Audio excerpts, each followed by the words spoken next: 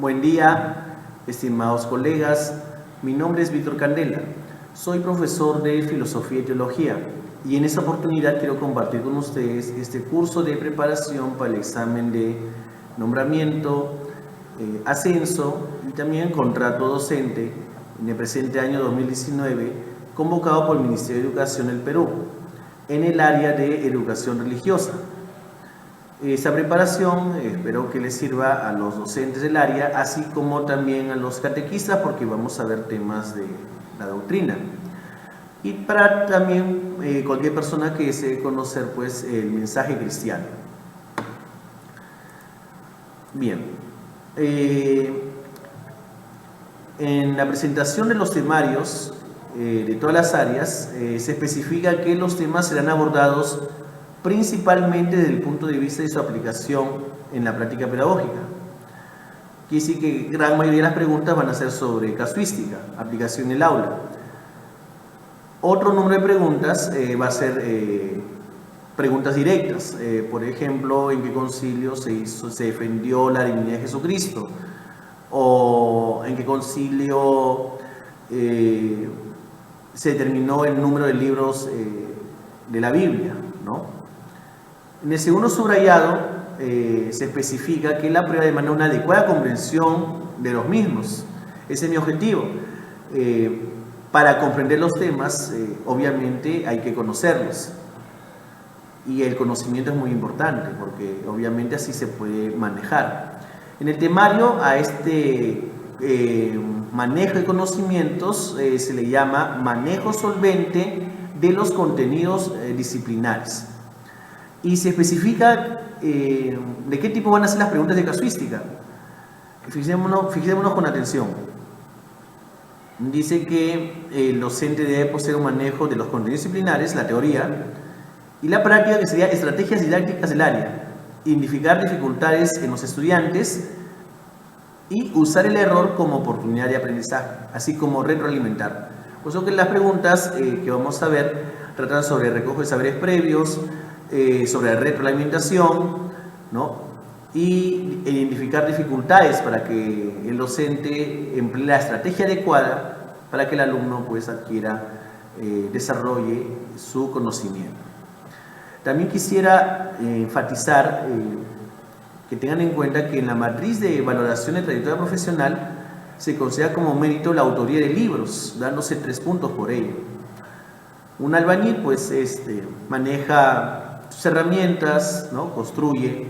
Carpintero con la madera, serrucho, martillo, construye mesas, sillas, y siempre pues se representa como imagen del docente portando su libro. Pues es muy importante no solamente leer libros, sino también producirlos.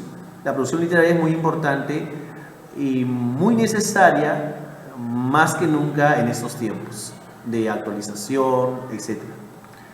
Quisiera concluir esta parte introductoria con una frase del escritor romano Séneca: ad astra per aspera, que significa hacia las estrellas mediante caminos ásperos, y podríamos traducir libremente como hacia el triunfo mediante el sacrificio.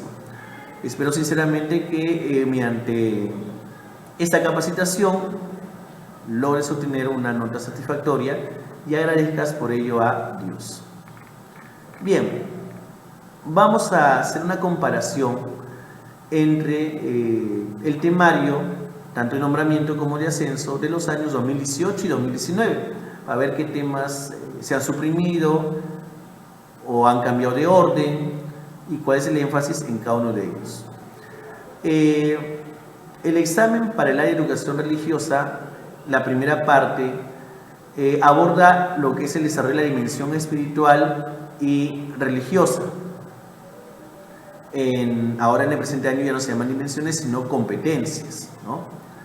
De igual forma, se plantea el tema sobre el sentido y propósito de la vida, en 2019, luego el pensamiento religioso, el hecho religioso y las características de las religiones del mundo, ¿no? Las reveladas, sus elementos, características, monoteístas, politeístas, etc. Luego esta parte que podríamos llamar como hecho religioso como tal, ya vendría sobre los conocimientos pedagógicos sobre la revelación y la respuesta del hombre a la revelación, que es la fe. Es lo que se conoce como teología fundamental, ¿no?, que está en la primera parte del catecismo. En 2.1 tenemos lo que es la revelación de Dios. En 2.2 tenemos la Biblia, que es el canon, los géneros literarios, características de algunos libros bíblicos y la concordancia entre el Antiguo y el Nuevo Testamento, así como métodos para analizar los textos bíblicos, como el histórico crítico y la lección divina. Para el ascenso, en el presente año, tenemos sobre la numerología en la Biblia.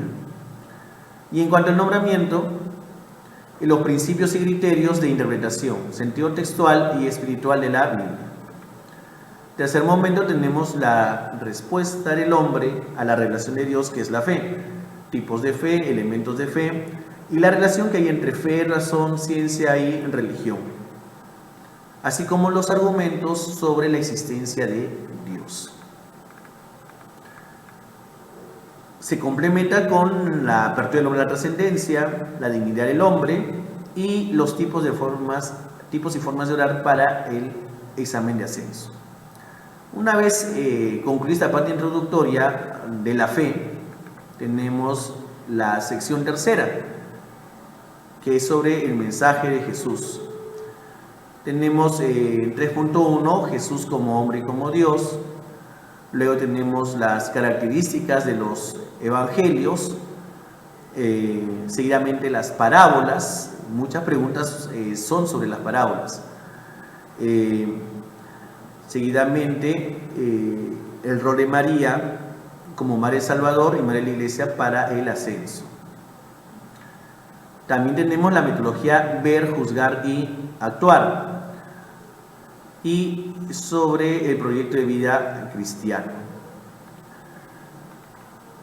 La cuarta sección trata sobre los conocimientos pedagógicos de pluralismo respecto hacia otras manifestaciones religiosas, lo que es el diálogo interreligioso, lo que es el ecumenismo y la religiosidad popular, como la inculturación. La quinta parte, la quinta sección, que es la más densa, tenemos en 5.1 pues un recorrido sobre la historia de la Iglesia. Luego los fundamentos del cristianismo, que básicamente lo tenemos en el catecismo. En el 5.3, la doctrina social de la Iglesia. Acá en el 5.4 vemos temas que se han reubicado, ¿no? Por ejemplo, el ver, juzgar y actuar, que ha sido trasladado a la parte de Jesús y los Evangelios, y la lección divina, que ha sido trasladada al tema de la Biblia. Seguidamente los sacramentos y la respuesta del magisterio ante los desafíos de la posmodernidad. Seguidamente tenemos sobre los concilios. Ya en años anteriores teníamos el Concilio de Trento y Vaticano II. Para el examen de nombramiento 2019 tenemos el Concilio de Nicea. A continuación tenemos una selección, un elenco de documentos eclesiales del Vaticano II, añadiéndose Agentes y Lumen Gentium, encíclicas, añadiéndose Evangelium Vitae, documentos del CELAN, del Consejo Episcopal Latinoamericano, y luego el Catecismo y Compendio. También hay preguntas estrictamente pedagógicas, como demanda cognitiva, retroalimentación, proceso de aprendizaje, etc. Bien, una vez que hemos visto y comparado los exámenes de nombramiento y ascenso 2018 y 2019, vamos a abordar el primer tema, que es precisamente sobre los conocimientos pedagógicos para desarrollar la dimensión espiritual y religiosa. Y acá estaríamos hablando sobre lo que es la competencia espiritual. Vamos a ver primero la teoría y luego la aplicación en la práctica, en las preguntas, ¿no? Cuando hablamos de competencia espiritual, la competencia no sería algo solamente para los creyentes, sería una competencia básica.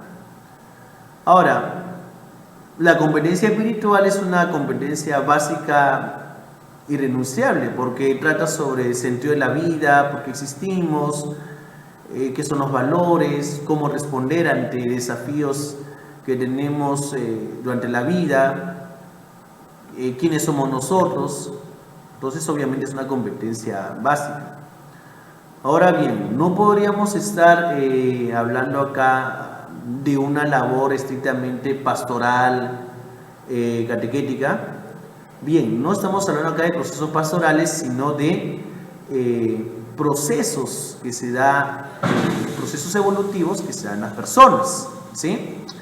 El alumno tiene que adquirir esas habilidades para que desarrolle como procesos autónomos.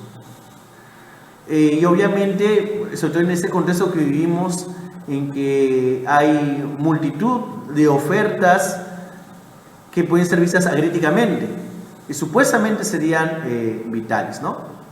Ahora bien, este no es un tema cerrado, es un tema abierto, ¿no? Porque ¿cómo se evaluaría esta competencia?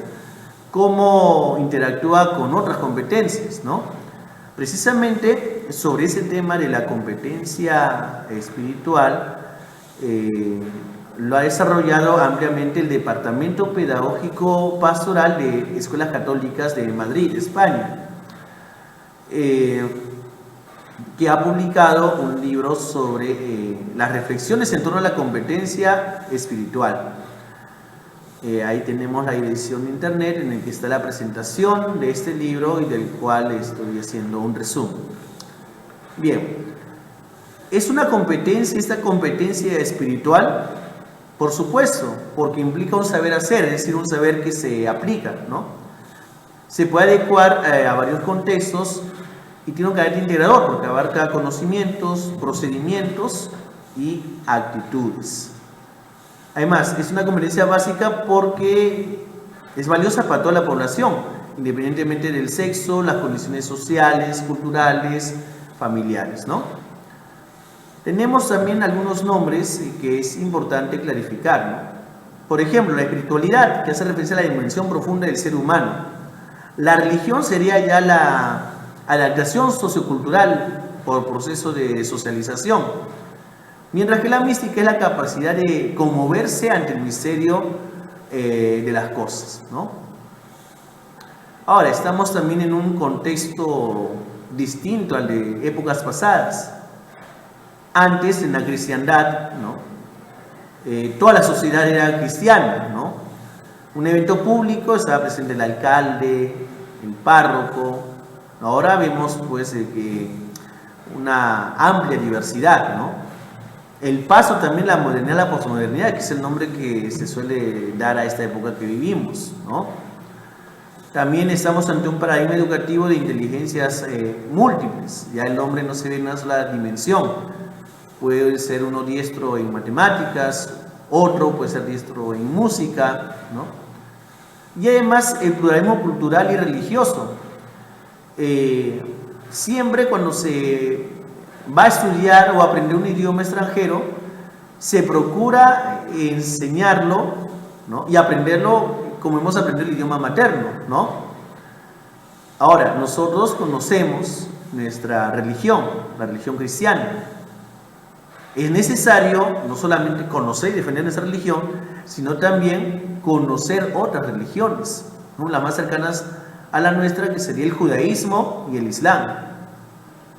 Ya no estamos en tiempos en que nos refugiamos en nuestra burbuja, sino también hay que conocer otros ámbitos, en este caso de la religión. Hay estudios previos, como el del psiquiatra Viktor Frankl, que habla pues de la trascendencia que puede superar nuestros condicionamientos. Howard Gardner ha hablado de una inteligencia existencial o trascendente, pero no llegó finalmente a considerarla como una inteligencia. El psicólogo Abraham Maslow habló de experiencias cumbre o pico, y el teólogo jesuita Karl Rahner habló que el cristiano del futuro será místico o no será cristiano, entendiendo la mística como la persona que tiene una experiencia de fe. Si no hay experiencia de fe, pues ¿dónde estaría fundamentada nuestra religiosidad, ¿no? A continuación tenemos, bueno, el artículo que aparece, que he citado, presenta una clasificación o tipología sobre la competencia espiritual básica que podríamos llamar como una competencia filosófica, estética, porque trata sobre la admiración, el arte, la música, la literatura. La segunda columna, que es la competencia espiritual trascendente, ya sería no solamente lo filosófico, sino también lo religioso. Acá ya estaríamos hablando de cosmovisiones, visiones éticas, y sería ya como las diversas religiones han tratado el tema de lo trascendente. La competencia espiritual religiosa ya sería desde la respuesta de las religiones históricas o monoteístas, ¿no? Y finalmente la competencia espiritual cristiana es la que da respuesta desde el cristianismo. Este organizador no significa pues de que primero tenemos la competencia espiritual básica, luego la trascendente y luego la religiosa, sino que se entrecruza, solo que metodológicamente se hace esta clasificación, ¿no? Bien, vamos a ver unas preguntas sobre ese tema. Durante el análisis de las parábolas sobre el reino, un alumno comenta que le cuesta entender qué es el reino de Dios. ¿Qué aspecto de la dimensión espiritual se evidencia? ¿No? Acá uno dice, me cuesta entender qué es el reino. Acá tenemos tres alternativas: misterio, asombro, contemplación. No puede ser contemplación porque, bueno, la contemplación podríamos decir que sería contemplar a Dios, ¿no? Por la contemplación o teoría en griego, implica tener una visión general de las cosas. Entonces hay que tener cuidado porque podríamos marcar contemplación porque hay el reino de Dios, pero no es en este caso la contemplación. Tenemos el misterio y el asombro. Propiamente acá el alumno, el aspecto de la dimensión espiritual que está evidenciando es el misterio, ¿sí? Diciendo qué es el reino de Dios, ¿sí? No es el asombro, porque el asombro sería más bien una percepción estética de un hecho vital o también ante una experiencia religiosa, ¿no? Pero acá está hablando de entender. Entonces, obviamente acá todavía estamos en el ámbito del misterio. La respuesta correcta en esta pregunta es la A, el misterio. Pasamos a una segunda pregunta. Una docente de quinto grado tiene como propósito que los estudiantes comprendan que la dimensión espiritual y religiosa es inherente a la naturaleza humana. Acabamos de ver en la teoría de que la dimensión espiritual, la competencia espiritual es básica, es para todos los seres humanos, ¿no? ¿Cuál de estas actividades sería adecuada para el propósito de la docente? Primera alternativa, presentar argumentos de personas que sustentan que Dios no existe. Y luego indicar que en grupos elaboren contraargumentos. Finalmente, pedir que elaboren propuestas para evangelizar a las personas que no conocen a Dios. B, pedir que comparen mitos de culturas no cristianas sobre la creación del mundo. Y luego que la comparen, la asemejen con el relato bíblico sobre la creación. Finalmente preguntar por qué creen que estos mitos coinciden en intentar explicar quién nos creó y para qué. Y C, explicar el significado de la frase. El hombre es un ser religioso.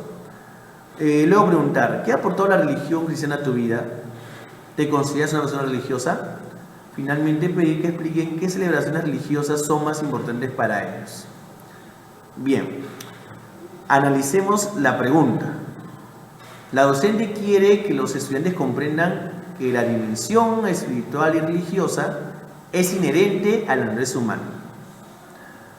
La alternativa a presentar argumentos de personas que sustentan que Dios no existe y luego pedirles que ellos elaboren contraargumentos, es decir, argumentos de la existencia de Dios, es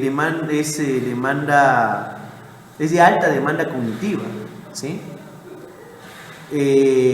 No sería esta actividad pertinente en este caso. Más bien, primero se presentaría el argumento de la existencia de Dios y luego cómo responder a los que niegan la existencia de Dios. Pero presentar primero los argumentos de la no existencia y pedir que ellos elaboren argumentos sobre la existencia es muy complicado. Entonces, no sería esta una respuesta correcta.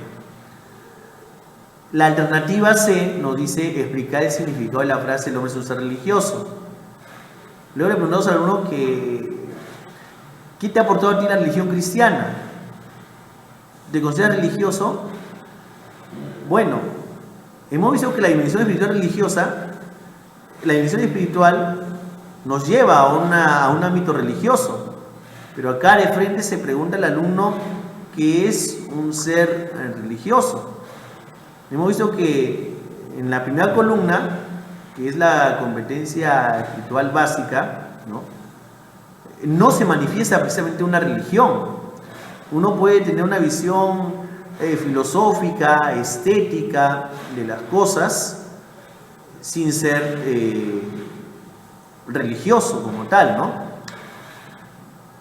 no sería pues una actividad correcta, una estrategia correcta para que el alumno note que la dimensión espiritual es válida para todas las personas, porque ya propiamente se está presentando el hecho religioso como tal, y específicamente del cristianismo.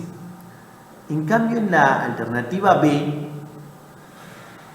la docente pide a los alumnos que comparen los mitos de culturas no cristianas sobre la creación, luego que lo asemejen con el relato bíblico de la creación, y luego que los alumnos comparan, la docente le pide,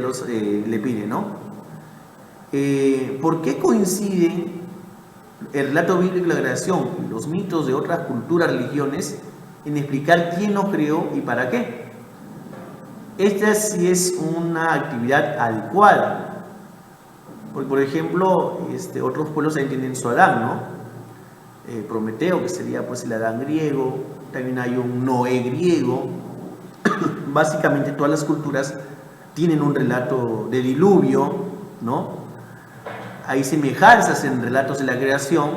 Entonces nosotros podríamos decir de que es inherente a la naturaleza humana preguntar y responder a preguntas: quiénes somos, por qué existimos, cómo aparecimos en el mundo, quién nos creó, cuál es el sentido de la vida. El pueblo de Israel ha dado su respuesta con el libro del Génesis. Las demás culturas también con sus leyendas, mitos, tradiciones. Entonces, al pedir la docente que los alumnos comparen, se puede ver, los alumnos pueden concluir de que la pregunta por el sentido de la vida, la creación, son preguntas hechas por los hombres en todas las culturas, en todos los tiempos. Por lo tanto, acá en la pregunta 2, la respuesta correcta es la alternativa B. Bien, colegas, ahora pasaríamos a ver a otro tema muy importante, que es sobre las religiones. Vamos a empezar viendo la parte teórica. Para esa sección seguimos los organizadores de Vicente Martín Peinado, coordinador junto con otros autores del libro El hecho religioso. Bien, vamos a ver las religiones abrahámicas, las que tienen por padre Abraham. Los judíos son hijos de Abraham por Isaac, los musulmanes por Ismael, Y Pablo en Gálatas dice que el cristiano también es hijo de Abraham por la fe, por estar unido a Cristo, que es el hijo de Abraham, ¿no? ¿Quiénes son los patriarcas representativos o fundadores de cada una de ellas? Bueno, en el judaísmo Moisés, en el cristianismo Jesucristo y en el islam Mahoma. Cada una de esas religiones tiene su libro sagrado. En el caso del judaísmo tenemos el Tanakh, que viene a ser lo que nosotros llamamos Antiguo Testamento, la Mishnah, el Talmud. A los cristianos la Biblia, Antiguo y Nuevo Testamento, y para los musulmanes el Corán. ¿Cómo es vista la comunidad por cada religión? Bueno, el judaísmo se llama a sí mismo, ¿no?, la asamblea de Yahvé, Kahal, convocación. Esa palabra hebrea Kahal va a ser traducida al griego como eclesía. El cristianismo también se va a considerar la asamblea de Dios. Y el islam se llama a sí mismo, se ve a sí mismo como la comunidad o umma de los creyentes, ¿no? Respecto de los mitos y ritos, en estas tres religiones, la naturaleza se interpreta desde la historia, ¿sí? No es como las religiones orientales, que es al revés, ¿no? La historia es interpretada desde la naturaleza, ¿no? En estas religiones abrahámicas no hay una historia divina, no tenemos pues dioses, ¿no? No hay un mito propiamente dicho, sino tenemos historia humana, cronos. En esa historia humana Dios interviene o irrumpe, que sería el kairos, el tiempo oportuno. Hay que tener muy presente estos elementos sobre estas religiones monoteístas o abrahámicas o religiones del libro. Ahora comparemos las religiones abrahámicas con las religiones orientales. Primero veamos las semejanzas, ¿no? Las religiones tanto orientales como las abrahámicas se preguntan, ¿no?, ¿de dónde venimos y a dónde vamos? Un sentido a las cosas, ¿no? Un sentido a la vida. Segundo, necesidad de protección de la amenaza, una justicia o felicidad en esta vida o después de la vida, la necesidad de lo maravilloso y lo mítico y de expresarlo en ritos, la apelación a una tradición o a un fundador. Asimismo, también realiza una actividad proselitista, ¿no?, más allá de sus fronteras nacionales o raciales. También tenemos personajes con percepción distinta, maestros, profetas, místicos, etc. Punto 8, hay un defecto original que se enraiza en el deseo y se concretiza en el dolor, que es propio de las religiones orientales. Mientras que en las religiones abrahámicas es el deseo de ser como dioses, concretizado en el pecado original. Punto 9, la superación de este deseo se da en las religiones orientales mediante una ascética mecánica y apersonal, o una ascética temporizada y personal en las abrahámicas, ¿no? Punto 10, seguimiento a un fundador o maestro. Esto hace que el ascetismo reduzca el impulso vital exterior en beneficio de fuerzas más profundas, ¿no? Y 11, tendencia de reformadores hacia la pureza del fundador o los orígenes y a la supresión de discriminaciones y privilegios del entorno religioso en el que viven, al igual que lo hicieron los fundadores, ¿no? Tenemos pues en el caso del cristianismo reformas en la Alta Edad Media, como hecha por los valdenses, los cátaros, pero que terminaron a la margen de la iglesia, el magisterio. Otros intentos de reforma que perdonan hasta el día de hoy, como los franciscanos y dominicos, y más adelante la que sí ocasionó una división, que fue la realizada por Martín Lutero. Todos estos intentaron volver a la iglesia, a la época, ¿no?, apostólica, como Cristo habría querido que sea la iglesia, ¿no? Bien, tenemos 11 puntos de semejanza entre religiones abrahámicas y las orientales. Ahora veamos las diferencias, ¿no?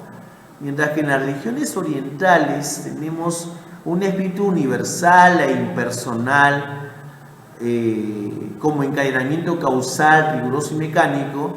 En las religiones monoteístas es un ser personal providente. Esa es la diferencia entre un espíritu impersonal a un ser personal. Una segunda diferencia es que en las religiones orientales no hay propiamente el concepto de creación o de milagros, solamente la ley del karma.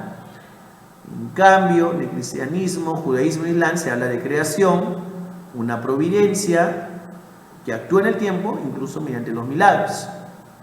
Una tercera diferencia es que en las religiones orientales hay un ciclo de reencarnaciones. No hay concepto de culpa, sino de purificación. Mientras que en las religiones monoteístas se la que hay solamente una existencia, no hay reencarnación. Hay culpa y purificación mediante la redención, ¿no? Fíjense la diferencia, en las orientales no hay culpa sino purificación, en las monoteístas hay culpa y purificación. Por eso que muchas personas se inclinan hacia las religiones orientales, porque no hay concepto de culpa sino de purificación, ¿no? La culpa se ve como, ¿no? ¿Culpa de qué? Pecado original, ¿no? Estar manchado, no. Solamente uno se purifica, no hay culpa, ¿no? Finalmente, última diferencia,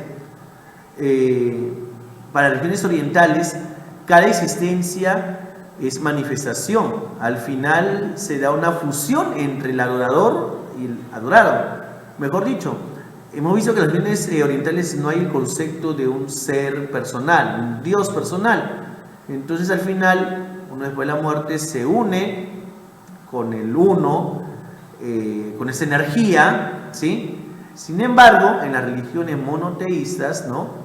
Cada existencia es diferente del ser divino. Después de la muerte se da un encuentro o desencuentro entre el adorador y el adorado, el cielo e infierno, ¿no? Pero no hay fusión. La diferencia se mantiene. Dios es Dios, las criaturas son criaturas. En cambio, en las religiones orientales hay fusión, ¿sí? Bien, en base a esta explicación, ahora pasemos a ver las preguntas, ¿sí?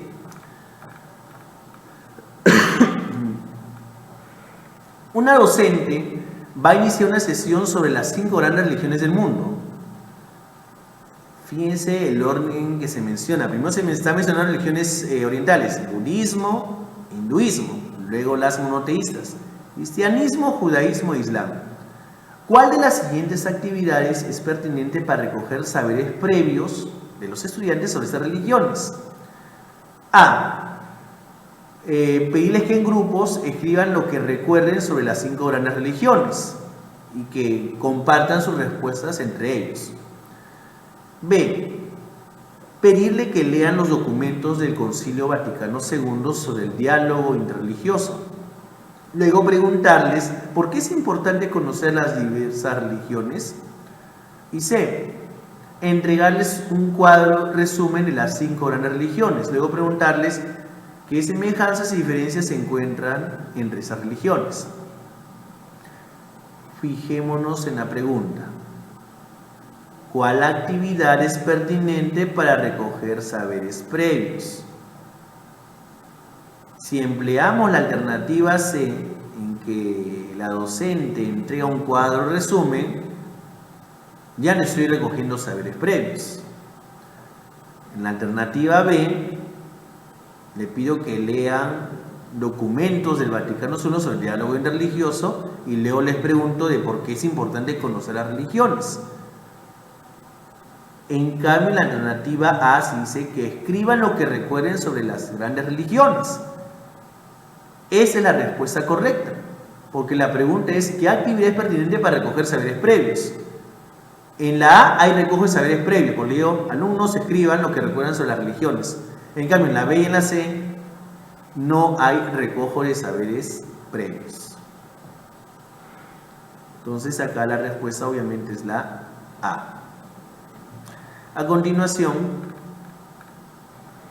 una docente busca que sus estudiantes conozcan las religiones y les presenta diferentes documentos y luego les pide que resuman la información en un organizador.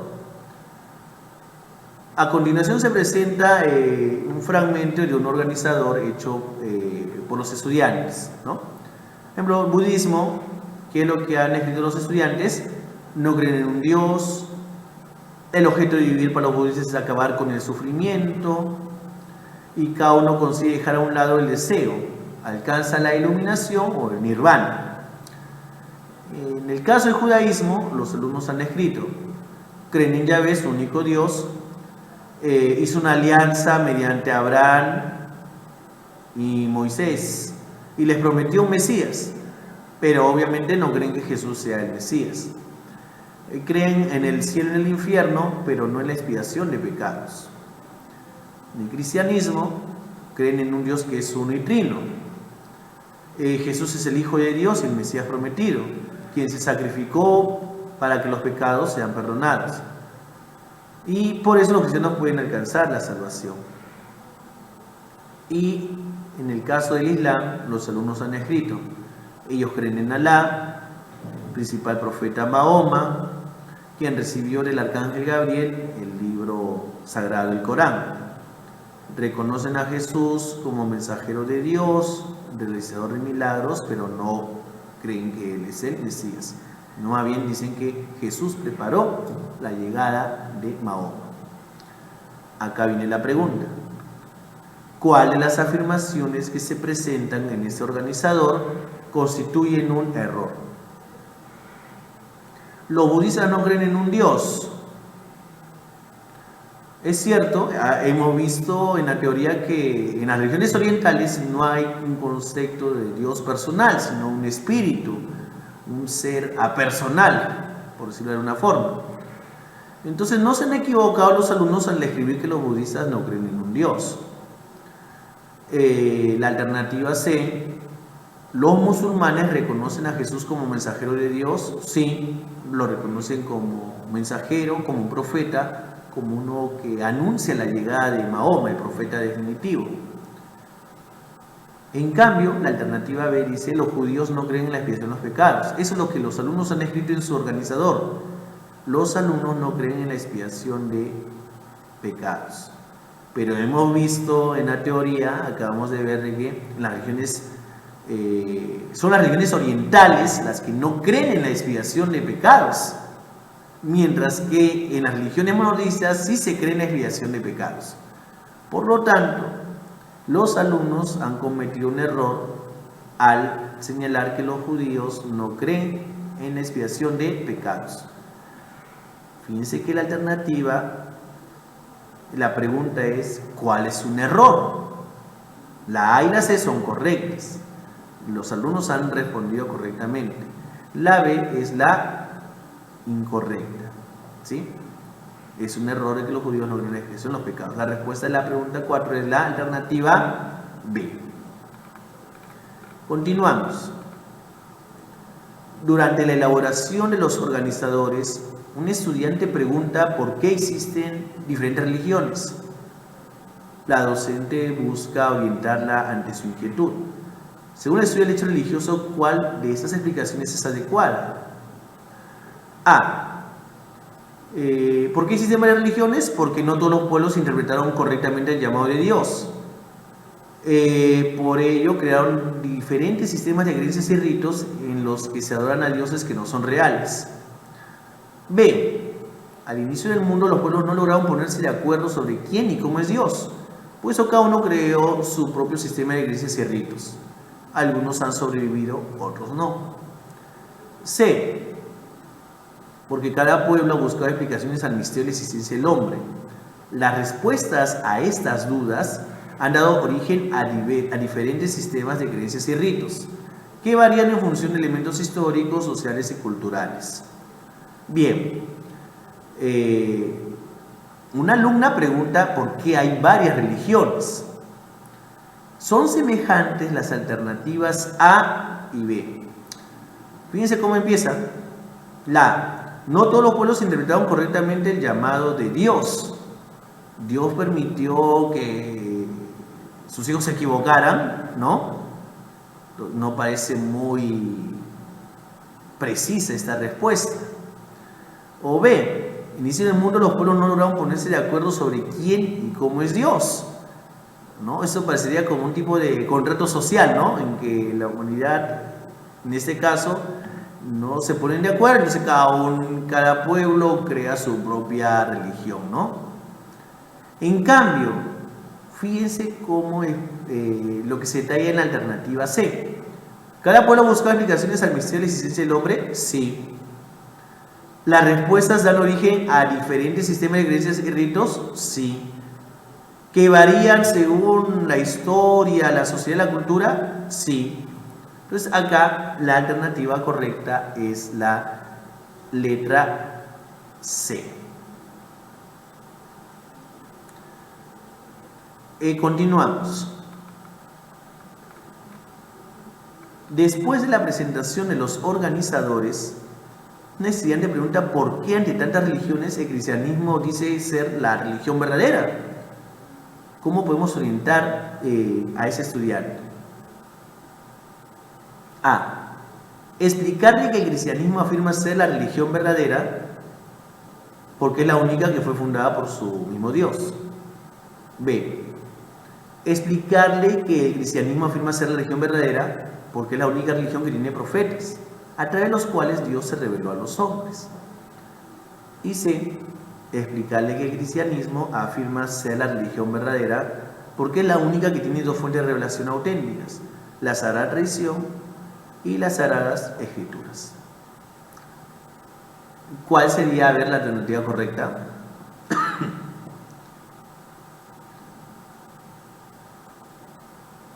Vamos a ver.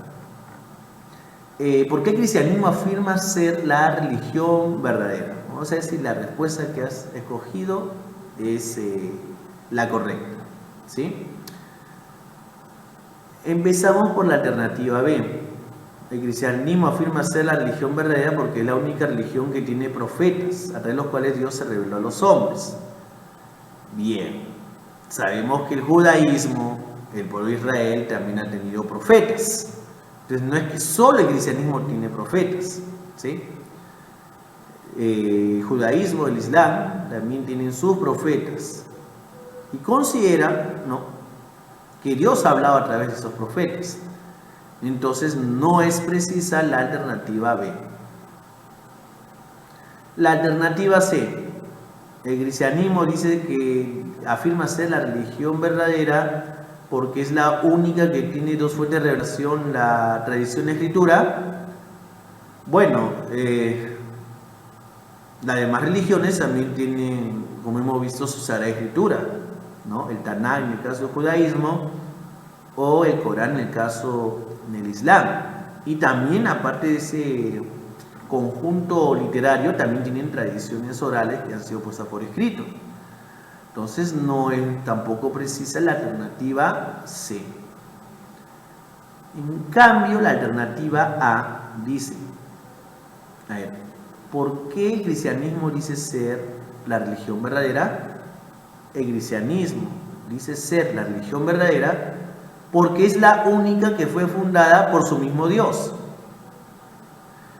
Ciertamente, el cristianismo considera que Jesús es Dios hecho hombre.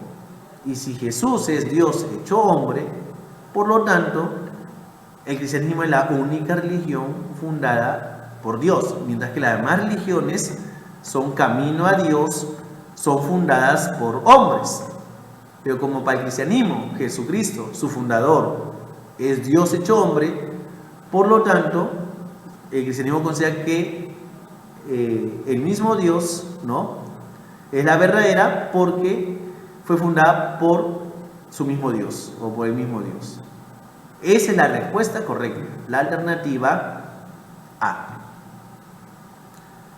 Por eso también se habla, pues, en nuestro etate, se habla pues que las demás religiones son un camino, la plenitud, en todas las religiones Dios se ha revelado, las religiones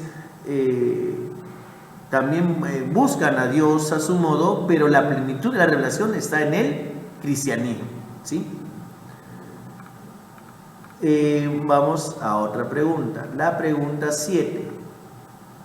¿Qué tienen en común las 5 grandes religiones?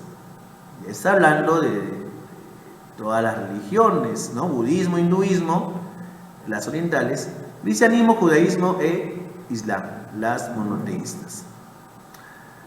A. Ofrecen la salvación al hombre a través de la gracia. B. Propician la unión del hombre con la divinidad a través de un sistema de dogmas y ritos. O C. Promueven el desarrollo de la espiritualidad a través de una vida regida por principios y valores. A ver, ¿qué respuesta tú darías?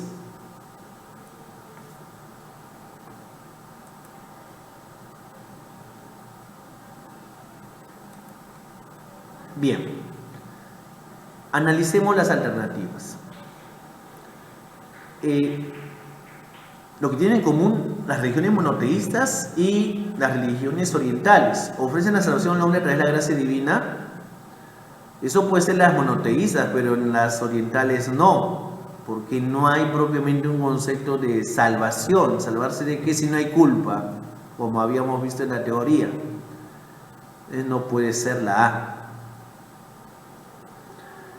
Propician la unión del hombre con la divinidad a través de un sistema de dogmas y ritos. Bueno, todas las religiones tienen dogmas y ritos, es cierto, pero propician la unión del hombre con la divinidad es solamente en las religiones monoteístas. Habíamos visto que en las religiones orientales no hay un concepto de Dios como persona, no hay unión del hombre con la divinidad, sino de fusión. Por lo tanto, nos queda la alternativa C. Todas estas religiones promueven el desarrollo de la espiritualidad mediante una vida regida por principios y valores. Es la afirmación más genérica, y la afirmación más genérica es la que encaja para todas las religiones. Entonces acá la respuesta es la alternativa C. Vamos a la siguiente pregunta. La docente busca que los estudiantes conozcan las características de las religiones reveladas. ¿Cuál de las siguientes actividades es más adecuada para recoger saberes previos de los estudiantes? A. Explicar que las religiones reveladas son aquellas en las que el mismo Dios se manifestó y expresó su voluntad. Es correcto, ¿no? Las religiones reveladas se consideran que Dios habla a través de sus profetas. B. Pedirles que lean un texto en el que se explique qué es la revelación y luego preguntarles por qué es importante que Dios se revele a los hombres. Y C. Preguntar, ¿qué religiones tienen profetas? ¿Qué papel desempeña un profeta en una religión? ¿Por qué Dios escoge a esas personas para revelarse a los hombres? Fijémonos en la pregunta. ¿Cuál actividad es más adecuada para recoger saberes previos? En la A, el docente explica, o la docente explica. No hay recojo de saberes previos ahí. En la B, les doy un texto en el que se explica lo que es la revelación. Tampoco ahí hay recojo de saberes previos. En cambio, en la C, se pregunta, ¿qué religiones tienen profetas? ¿Qué papel desempeña un profeta? ¿Por qué Dios escogió a tales personas? Se hacen preguntas, los alumnos van respondiendo. Acá sí hay recojo de saberes previos. Por lo tanto, la respuesta de esta pregunta es la alternativa C. Sigamos con otra pregunta. La última pregunta. ¿Cuál es la principal característica de las religiones reveladas? A. Las religiones reveladas sostienen que los hombres fueron creados por un Dios al que se debe honrar y servir. B. Las religiones reveladas consideran que su Dios mismo dio a conocer sus misterios al hombre. Y C. Las religiones reveladas poseen un sistema de creencias y doctrinas. Bien. A ver, ¿tú cuál consideras que sería la respuesta correcta? A, B o C. Veamos la alternativa C. Las religiones reveladas poseen un sistema de creencias y doctrinas. Bueno, no solamente las reveladas, Las orientales también tienen un sistema de creencias y doctrinas, ya que dice cuál es la principal característica de las religiones reveladas. Pues bien, creencias y doctrinas tienen todas las religiones, por lo tanto no puede ser la alternativa C. Las religiones reveladas sostienen que los hombres fueron creados por un Dios al que se debe honrar y servir. Bueno, es cierto. El judaísmo, cristianismo y islam consideran que Dios se revela al hombre, el hombre tiene que dar una respuesta, ¿no? Que sería la fe. Y al Dios revelado, pues hay que honrarlo y servirlo, ¿no? Precisamente mediante el cumplimiento de leyes morales que serían los mandamientos y la fe, que es la adhesión del creyente a Dios, ¿no? Es una característica, pero no la principal. Porque la pregunta es por la principal característica.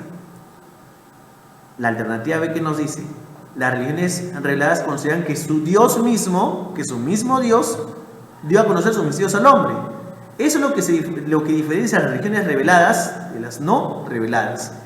Las reveladas consideran que su mismo Dios ha dado a conocer sus misterios al hombre. Entonces la respuesta correcta acá en esta pregunta es la alternativa B.